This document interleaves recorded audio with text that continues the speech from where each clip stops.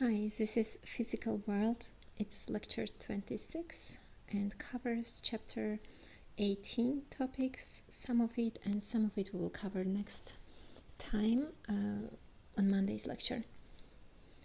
So we will talk about mostly emission and absorption, and we will talk about atomic models. And once I record the lecture, I will put the link here and you can view the lecture. And also I want to mention about the test. I put here the reminder to remind you about the test next week. So it will take place on Wednesday on Top Hat again, as always. And like previous one, it will be in the same format as the previous one, and you saw how it was and how it worked for you. So hopefully it will not be really new to you. It will be uploaded as a homework, and it will be activated at around 9:20 a.m. on Wednesday. So make sure not to be too late to log in to Top Hat. I mean, you could start the test late, but then you would only have so much time to complete it. So this time will be limited to 1 hour, about 1 hour. So I will give you extra few minutes to just make sure you don't have a problem. If you do have a problem with the test, I will be online at all times, and you could send me a message. I will be checking email, and I will be on Top Hat as well. So make sure that everything is running smoothly as soon as you log in to Top Hat at 9:20 a.m. next Wednesday. And if you encounter any trouble, we will resolve them together. So we'll talk about classical model of atom and Bohr's model of an atom, and also we will talk about emission and absorption spectrum. And if we have time, we will talk about lasers and different types of light sources. So let me first talk about Rutherford's experiment. And maybe I need a whole new page for that. Okay, so Ernest Rutherford wanted to test this plum pudding model of the atom. So it was believed that atom was something like a pudding which had pieces of plum everywhere, uniformly distributed, because overall the charge was neutral, and you had this positive charge spread out, and within this positive charge, I guess you would have electrons, and the overall charge would be neutral. And this was the accepted model before his experiment. So he set out to prove it wrong, I guess. So his experiment involved some kind of radioactive source. So he located it in some container, I guess, which had an opening here. And through this opening, it was radiating alpha particles this way. So those alpha particles are really a nuclei of helium atom. It's a helium atom with missing electrons. It has 2 protons, 2 neutrons, and it's quite heavy, and compared to the scale, compared to mass of electron, for example, and it has 2 positive charges. And so what he did was he bombarded a thin layer of gold. So this thin layer of gold plate was extremely thin, and what he was hoping to see is how those alpha particles would be deflected. So what would happen? So his expectation was that maybe most of the alpha particles would go through it unaffected because they are so massive, and if it was a plum pudding model, then maybe he expected all of the particles to just go through it unaffected. But what he observed was different. So let me put a screen here. Let's say he had a screen somewhere around it. It could be, I don't know, maybe something like a wall. It could be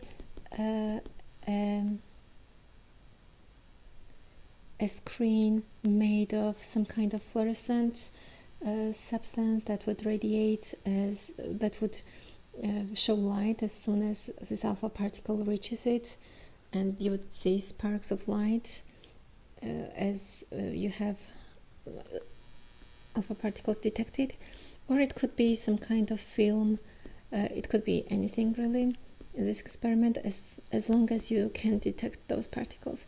So the way he detected those particles is he saw most of them here, which would mean that they just pass through this foil of metal unaffected, so they wouldn't change direction of motion. One more thing he saw was that some of the alpha particles were bent at an angle, so they deflected at some angles like that, for example, or maybe like that. And some of them, on the other hand, maybe I should do it in red, some of them were bounced back, so something like this one here, and it bounced back at a huge angle. This was a surprising result for him, because if we think of it as bouncing back from something, it's like he's shooting a cannonballs on a thin paper, and this cannonball is still bouncing back. So what's going on there? There must be something really heavy from which it bounced back. And also the fact that most of them went through it undeflected, so those ones, those rays here, that showed that maybe most of it is empty space. So maybe this gold foil is mostly empty space, but there is tiny bits of, so let's draw this atom.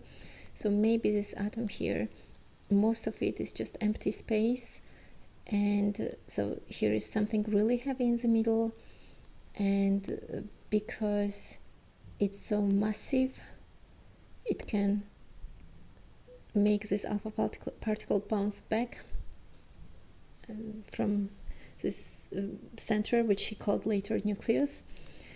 And those rays, black one for example, shows that there is empty space mostly.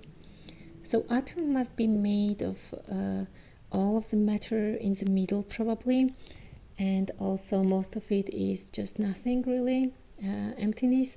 And one more thing, so when this blue one for example got deflected at an angle, and to explain this he thought those were positively charged particles, right?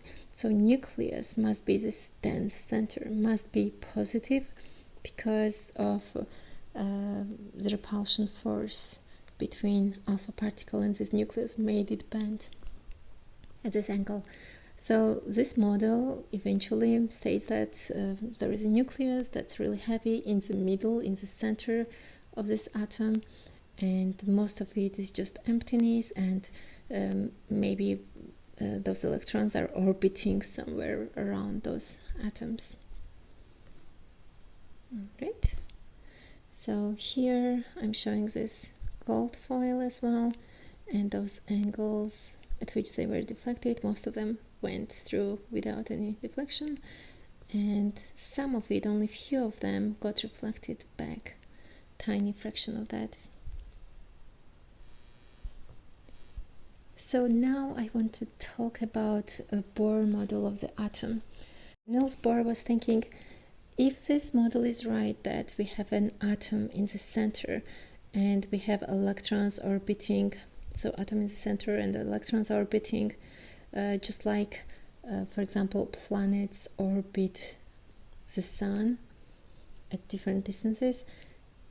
So then we know that everything that moves this way, even if it's moving at a constant speed, its velocity is not constant because it's changing direction, right? And we covered that already. We know that if something is moving with constant speed but not constant velocity, because it's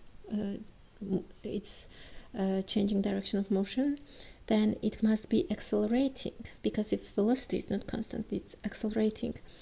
And then again, we know that from Maxwell, we know that accelerating charges emit electromagnetic waves. So this electron must be constantly emitting electromagnetic waves since it's accelerating. And we didn't see that kind of constant emission of electromagnetic wave. And what's more, this electron here would eventually lose its energy because it's emitting energy. This electromagnetic wave is taking some of its energy with it, right? So it has less energy now, it has less kinetic energy, so it's slowing down, it's moving closer. So it would move towards the nucleus, so its trajectory would end up being like that. So it moves closer and closer to the center as it emits those electromagnetic waves because they take away some of the energy with it. And eventually this doesn't, we know that it doesn't work like that, right? And what's more, we know that the emission of that wave, we can measure it and we can see that those waves emitted, if this was true, then would be continuous.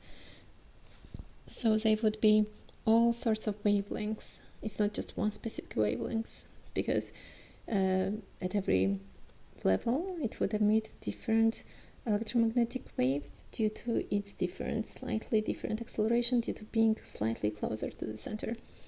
But we know that's not the case. We know, in fact, that electrons, if it jumps from, we will cover in next slide, the emission spectra are discrete. So it can emit either this type of energy, if it moves closer to the nucleus, or a longer energy wave, but if it jumps from here to here, it will emit different type of electromagnetic wave.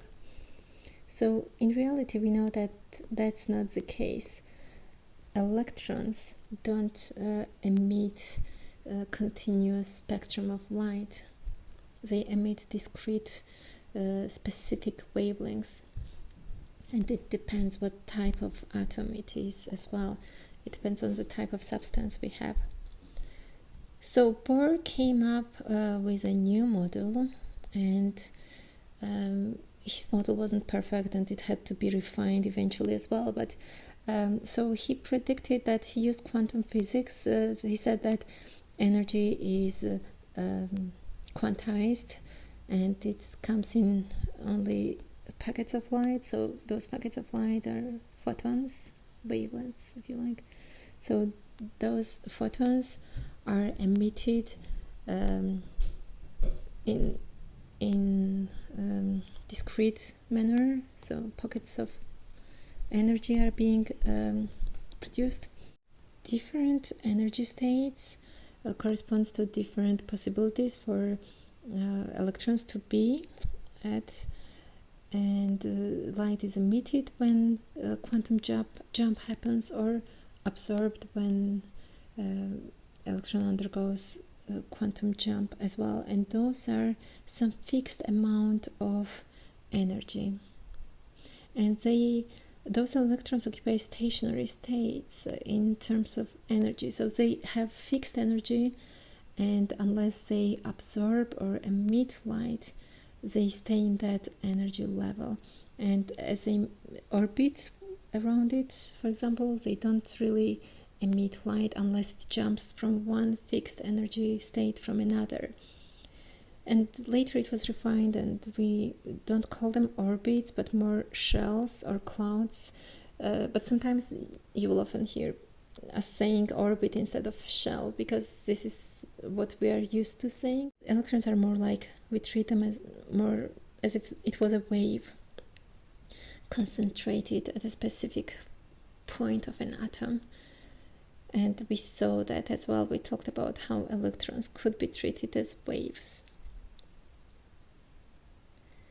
And before Bohr, even before his model, we knew already that this spectra was not continuous. We knew about the existence of discrete spectra of emission and absorption, but Bohr's model explained all of that as well.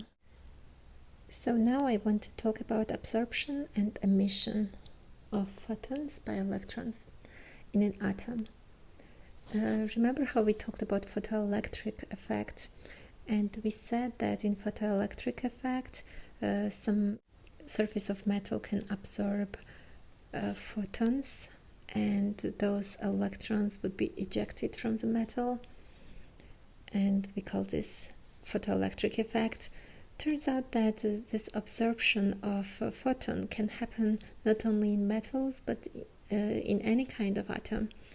So we have this atom here like that with a nucleus, positively charged nucleus, and we have electron somewhere here, and suppose there's a photon coming in like that, and this photon can be absorbed by this electron, and this electron will move to higher energy level. It will jump to here, and it will gain energy. All this energy that photon lost, energy is conserved. This photon gains this energy, and now it's here. And we have a quantum jump from one shell to another in this atom. And it could also happen that this electron, for example, here, gets even higher energy photon, so bigger frequency. Remember how we said that energy of a photon is equal to h, Planck's constant, multiplied by f, frequency. And the bigger the frequency, the bigger the energy of this photon. So this photon coming in has bigger frequency, so bigger energy. And it could happen that electron gains so much energy that it can completely be released from this atom. So it becomes now a free electron. So it leaves the atom and gains all of that energy instead of jumping to a higher level of energy. And this process we call excitation. So electron gets excited or jumps to a higher level of energy. And the amount of energy it gains is exactly the amount of energy that photon had. And also, in this case, when electron completely leaves the atom, we have ionization of this atom, because now we are left with ion and this free electron, negatively charged and positively charged ion. So we managed to ionize this atom in this case. I would strongly recommend reading through at least lecture notes, and it would be nice if you also read the book as well. But here I illustrated, this is the three ways for the electron, from two ways of the electron to come down from third energy level, for example, to ground level. It could either do this and then this, or it could jump straight to the ground level like that. And if it absorbs a photon, it could only jump up to second level or third level like that. And the spectra we observe, that's why they look like this, because, for example, from here I can see that in, for example, let's say in iron, we have, this would be probably absorption spectrum. So those black lines here would represent the type of wavelengths it would absorb. So electrons in iron are only capable of absorbing this green wavelength, this specific one, this one, and this one. And any other wavelength photon, any other color, would just pass through it without any absorption happening, because it wouldn't have this discrete, specific type of energy. Right? So energy is quantized, only specific amounts of energy can be absorbed or emitted.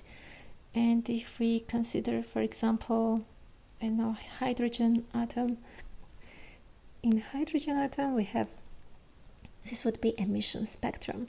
So it can emit only this part of wavelength, so something corresponding to red light, I guess. And also it can emit this blue, this part, this specific wavelength.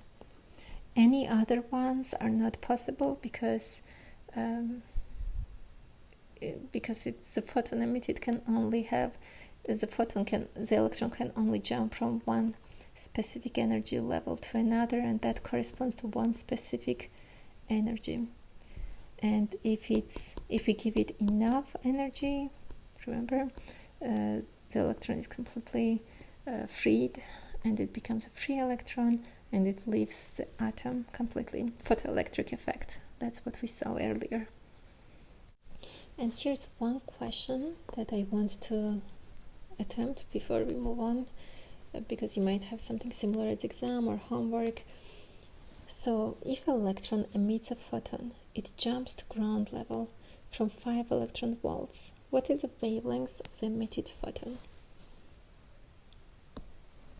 So maybe I should draw a diagram here. 5 electron volts. So let's say those are energy levels, and this is n equals 1, and this is n equals 2. This is ground state, and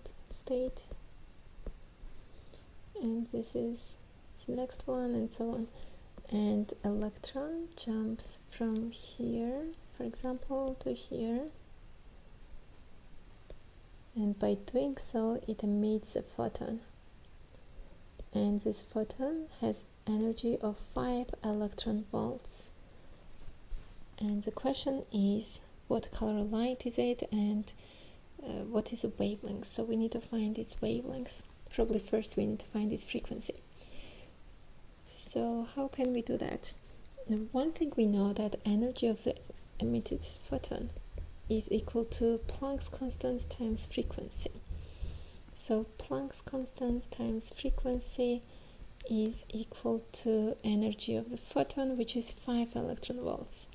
But I cannot use these 5 electron volts in this formula here, because we need SI units for energy. If we use the wrong units, I will end up not with hertz for frequency, and this Planck's constant is also given in the right units. So we basically need to make sure everything is in the right units before we plug in this number here. And what is the right units for energy? It's joules. So we need to convert 5 electron volts to joules first. And we know that 1 electron volt is equal to 1.6 10 to the power of negative 19 joules. So to convert 5 electron volts, it's 5 times as much basically. 5 electron volts would be 5 times 1.6 10 to the minus 19 joules. So we can write this down like that. Planck's constant times frequency is equal to 5 times 1.6 is 8, and 8 times 10 to the negative 19. Now we would have it in joules already, so it's right units. And we can also plug in the Planck's constant here. What was Planck's constant? Let me look it up. It was 6.6 10 to the minus 34. So 6.6 10 to the minus 34 equals 8 times 10 to the minus 19. Actually, this should be 34 here. Let me change it to 4. Planck's constant. It's to the power of negative 34, not 33. And to find frequency from here, we can divide each side of this equation by 6.6 10 to the negative 34. 6 10 to the negative 34. So we will get from here, this frequency equals, so frequency equals 1.21, 1.2 to the nearest decimal place, 10 to the 15 hertz. Now we have correct units because we had the correct units for joules, energy, joules. And they are asking for wavelengths. And now we have to remember this wave equation here. Remember how speed of the wave propagation speed was equal to frequency times wavelength. But in vacuum, as in air, we have all electromagnetic waves propagating at speed of light. So this speed here equals speed of light. Frequency times wavelength is equal to speed of light. And to find wavelength equals speed of light divided by frequency. Speed of light was 3 times 10 to the 8 meters per second. And the frequency we got was 1.2 10 to the 15th hertz, or 1 per second. And we'll end up with meters, and let me find the number. So we get 2.5 10 to the minus 7 meters. And this quantity here is equal to approximately, 250 nanometers. And so which color light would that be? This would be, oh yeah, I had here, I could just have looked at that. So this could be, if you look this number up, you will see that it's outside the visible spectrum. So what is fluorescence? Turns out that many materials can be excited by ultraviolet wavelengths. So suppose we have here ground state and higher states, levels of energy possible for electron. So we have electron here, ultraviolet light, which we cannot see, but it's abundant in sun rays. Sunlight contains lots of ultraviolet. It's being absorbed by this electron, and it jumps to a higher level, for example to this one of energy. But then when it de-excites, it jumps from here to here, so it emits visible light, longer wavelengths or smaller energy, because you see energy conservation here. This energy and this energy have to be equal to this one, so it gains more energy from here to here when it makes this original jump, and it jumps only partially here like that. It loses only part of its energy, and probably it will jump to here as well. So it emits visible wavelengths by doing so. So you have absorption of ultraviolet light and emission of visible light. So those kind of materials, when you shine on them, they would emit different colors. So you shine ultraviolet, which you cannot really see, and it looks like it's magical because in the dark you can shine ultraviolet, invisible light, but it gives you different colors of light. And also we have some rocks, like this one, for example, which can, the same idea behind it. You can shine ultraviolet light, which is within the sunlight, and it gives you different colors, so it looks like it's colorful. Some colorings, for example, in fabrics or even inside the paper, can give you the same effect, and we use it to, for example, make sure that if a document has this coloring in it, you can verify that it's an original document by shining ultraviolet. And if it does not give you visible light, when you shine ultraviolet in it, you will know that it's a copy of original document. So that's what they sometimes do. They put a coloring inside this piece of paper or document to make sure they have ways of verifying that it's the original document. And for example, if they make a claim that there is some kind of cleaning material that makes your clothes look whiter, again we have the same fluorescence principle behind it.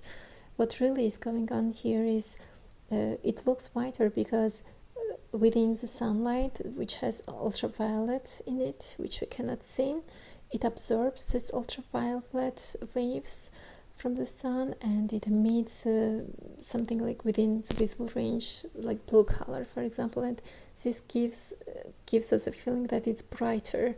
So when we stand in the sun, it looks brighter than it normally would, and gives us a feeling that it's whiter or cleaner. And next slide is on fluorescence and biofluorescence. So fluorescent materials, we said that they emit light as soon as you shine light on them. But some of the materials, so when you excite them, when you have electron excited or jumping to the higher level, it stays there for a while. Normally they don't like being on a higher energy level, but with some materials they take some time before they go back to this ground state. So due to that, you can have visible light shining or ultraviolet shining on this electron. You could excite this electron, but this de-excitation happens only some time later, and it can even last for hours. So if you bring this object to the room, inside the room, when there is no light, it still keeps shining because this de-excitation happens gradually. And also we know that, for example, fireflies can create light somehow. So what they do is they chemically excite molecules in their bodies, and this way they can emit light. And so there is lots of sea creatures that are capable of doing the same, and we call that bioluminescence. This phenomena is bioluminescence. So those organisms are bioluminescent. And we also use fluorescent tubes to give us some light. So again, this is based on excitation and de-excitation of electrons. So what's really going on there is we have this really low pressure mercury gas inside this tube. And as we didn't cover yet voltage, but we know motion of electrons is a current. I mentioned that earlier. So if we have some motion of electrons, if we apply current to those ends, for example, alternating currents where electrons go one way and then the other way, for example, those moving electrons would constantly be bombarding those atoms of mercury gas. So they are exciting those electrons to higher levels. So in this case, the source of excitement for electrons would not be photons, but it would be electrons. But anyways, we will be left with excited electrons, which then want to jump back to the ground. So we have this happening, and then they would jump back straight away. And by doing so, those atoms would emit photons.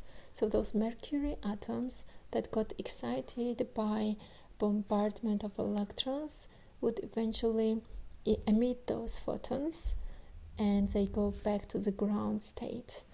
And those photons that they emit would be bombarding the phosphorus cover. This coating inside this tube would absorb those photons, ultraviolet photons, and they would emit visible light. So when those electrons undergo de-excitation again, they would emit. So this is the second. Those are the atoms I'm talking about. Atoms of those, whatever is the coating of the inside of this tube, those get energy from those photons. Those electrons go to higher energy states by absorbing this ultraviolet light, and eventually they undergo de-excitation again, and by doing so they emit photons. And those photons emitted would be within the visible light spectrum, so we can see it as light. So this is how they work. We have other types of light bulbs which we will cover if we have time. So why would it be impossible for fluorescent material to emit ultraviolet light when illuminated by infrared light? So I didn't realize I gave you tried not to look at the solution. So so we have this, right? Energy levels, electrons on the ground state, and it jumps to higher level.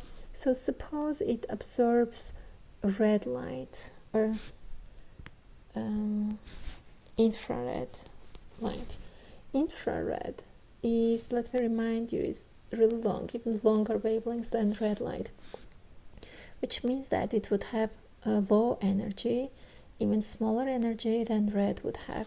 So if it gains infrared and then jumps to this level, to emit even bigger energy, because it needs to emit ultraviolet, right? To emit ultraviolet, it needs to make a bigger jump from here to here, for example. This would correspond to ultraviolet because it's bigger energy level. So this cannot happen because energy conservation has to hold, right? If it absorbs some energy, it can only emit the same or less. The way it could emit less energy, for example, it could absorb this amount of energy, and then it could jump to this level and emit some of it, and then jump again to ground level and then emit the rest of the energy. So it could happen the other way around. It could absorb ultraviolet, which is high energy, and then it could emit a tiny bit of red light maybe, and then even more. This could happen because energy conservation wouldn't be violated. But if it originally absorbs infrared, which is really low energy, it wouldn't be able to emit ultraviolet, which is even higher energy. So this cannot happen because of energy conservation violation. And I might as well talk about incandescent lamps. So the way they work, those are the traditional lamps that you used to see. We don't use them that often anymore, but the way they work is we have current going through them, through those wires inside. So you have this filament like that inside. And this wire is special because when current goes through that, resistance of that is high. We'll cover that more on that later. And when current passes through it, it heats it up. And when it's hot, it radiates some energy, right? Just like sun, for example. If it's the hotter it is, the more of an visible spectrum it would radiate. And we know that it's mostly radiating infrared, which we cannot see, so which we perceive as heat. We feel it as warmth, but we don't see it. But some of it is red light. So current passes through it, electrons move from left to right, for example, and by doing so, they heat up this material inside, and they make it so hot that it glows. And this glowing is giving us light. Those light bulbs are not really much efficient because it's only, I would say, 10% efficient. The rest 90% is lost due to heat. And it's not useful work because we don't really want that, right? We don't want thermal energy production here. We want light. This is the purpose of the light bulb. So that's why they are not really useful. And also to prevent oxidation of this material here, filament, what you need to do is probably put it in vacuum or something that would prevent, we need to extract air from the inside. And sometimes those light bulbs are not also good because they, after some time, they just evaporate. So this filament eventually breaks. And you could try to increase its lifetime by putting argon inside of it as well. Iodine also might help to make it last longer. And we have this spectrum produced by that, which is continuous spectrum. So it would emit, the hotter it is, I guess, the less of a ray, the more the brightness towards it would emit towards yellow light. but if it's not as hot, if it's just tiny bit of current going through it, then it wouldn't even be within the visible range. It would just be here emitting this infrared light, infrared waves only. I would strongly recommend that before I answer those questions, you press the pause button and then read the question, attempt the question, and see how you do, and then check my version of solution as well. So let's do the first one. Consider just 4 of the energy levels, and here's a diagram. How many spectral lines will result from all possible absorption of photons? So absorption of photon happens when an electron jumps from the ground level, specifically from ground level to any other higher one. So this is one possibility, and this is the second one, this is the third one, and I don't think there is any more. So I would say 3 possibilities. So next one is, which transition corresponds to highest frequency light emitted? Emitted light. So with emission, it has to jump from higher level to lower one. So higher energy state to lower one. So this could emit light, and this could emit light as well, or this is light emission process as well. But we want to make sure it's the highest energy.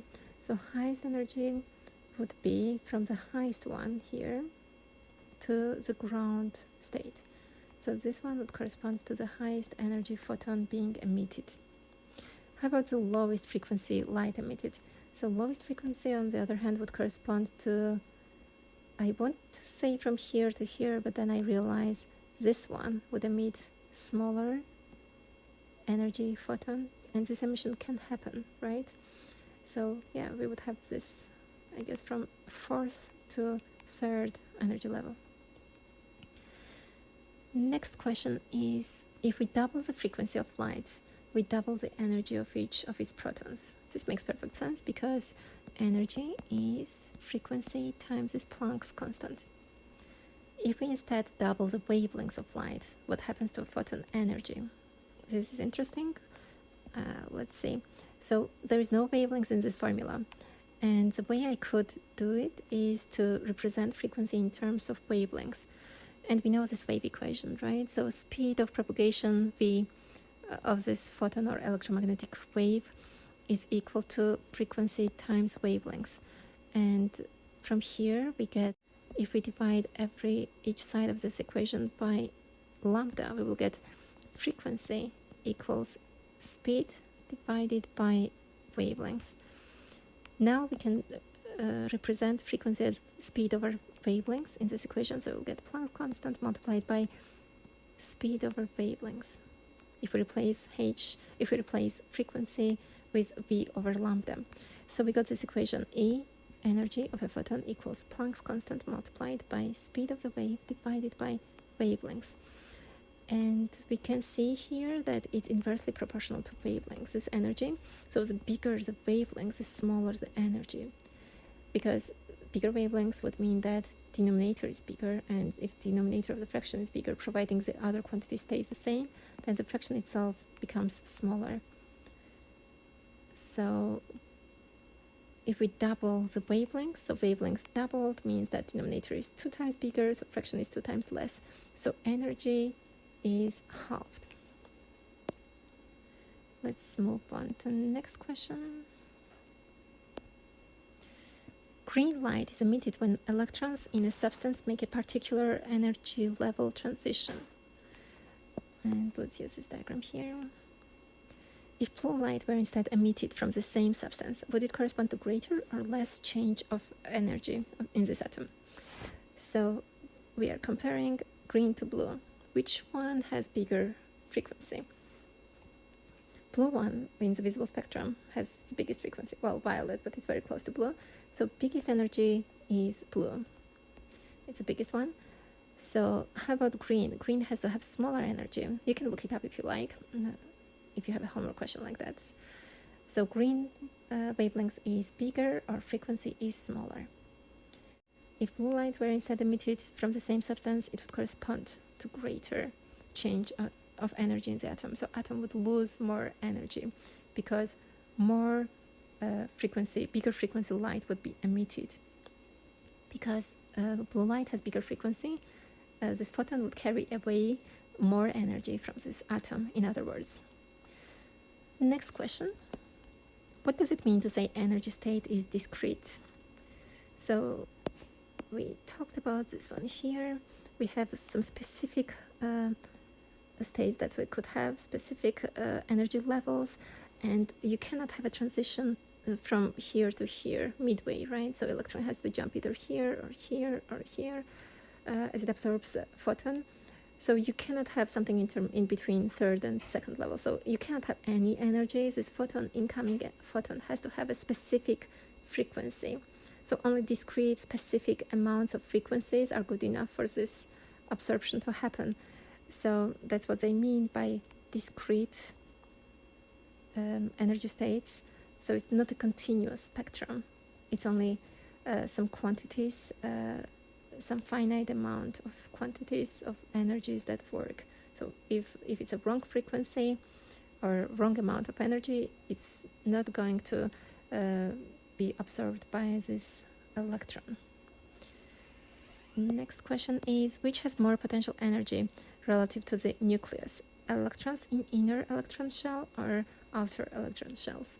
So those are inner ones and those would be outer ones. And here's somewhere nucleus here, and this is a ground state. So where, technically speaking, we can say, we could call it zero energy if you like, relative to photon.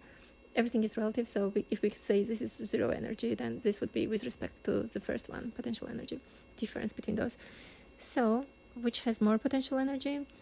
Well, I guess this one, right? Because the bigger energy photon has to be absorbed in order for electron to jump to that level, to gain that much potential energy. So difference of energies of those levels is the potential energy gain it would have by absorbing this photon. How is the energy of a photon related to its frequency? So this question now. So energy of a photon is equal to Planck's constant times frequency. Well, how is energy related to frequency? Photon is just electromagnetic wave, right? It's another way of thinking of it. So bigger frequency means bigger energy. So it's directly proportional to frequency. Energy is directly proportional to frequency, and this proportionality constant is Planck's constant. Why is ultraviolet light, this question, oh no, we skipped one, which puts out greater percentage of its energy as light, an incandescent lamp light, bulb, or LED light? And I just realized we didn't even cover this yet, so I will really try to remove this question, but it's interesting anyway. So if we have time next time, I will cover this for Monday's lecture. And we did cover incandescent light bulbs, and we know that they're really extremely inefficient because the thermal energy they produce is much more than the visible light. It converts electrical energy into thermal energy and visible one, and only about 5%, I want to say, is visible light energy, those photons that we see. The rest of them would be in infrared range, so it will be producing lots of heat, and thermal energy is not something that we want out of this lamp, because we are using it for light, production of light rather than heat, right? It's not meant to heat up our room, but what it's in fact doing is producing lots of thermal energy. And we are really lucky if we get 10% efficient. Why is ultraviolet light but not infrared light effective in making certain materials fluorescent?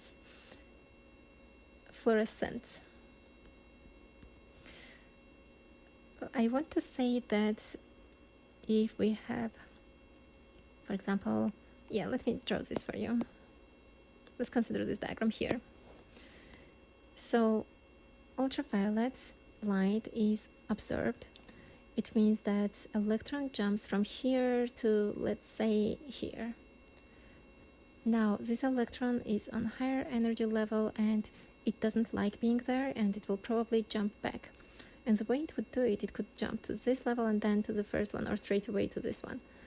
Probably if it absorbs ultraviolet then and emits infrared, emits visible light, it has to do this jump here, because visible light is smaller energy photon than smaller energy. I guess I should do bigger wave, right?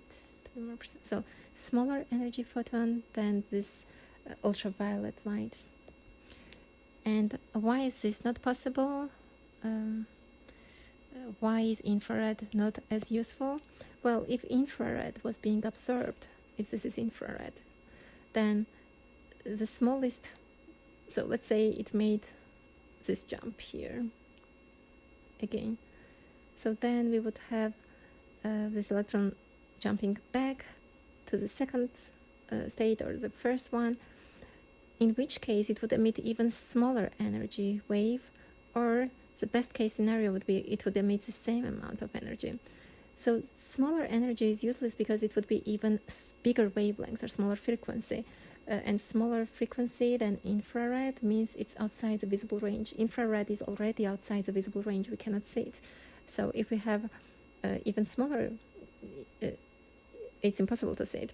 Now, if this jump is like that, the biggest energy it can produce would still be infrared, because it absorbs infrared, so it will emit infrared, right? This corresponds to this difference in energies, corresponds to just the right energy to emit a photon with infrared wave. And it's still not good enough because we cannot see it. And the idea of this material is fluorescence, means we can see it. The emitted light should be, those photons should be within visible range. Their wavelengths should lie between blue light or violet light to red light. And infrared or anything lower frequency is not good enough because we don't see them. Next question and final one: distinguish between fluorescence and phosphorescence. So I think I mentioned it in one of the slides. I hope I did. So fluorescence means that it absorbs photons and then it emits photons straight away. So as electron jumps to higher energy level, it does not want to stay there for a long time, so it straight away emits energy and jumps back to the ground level or lower level. So phosphorescent material, it would keep on glowing for a while. So that transition of electrons between those energy levels still happens after a while. So they can stay on this excited, electron can stay excited for a while.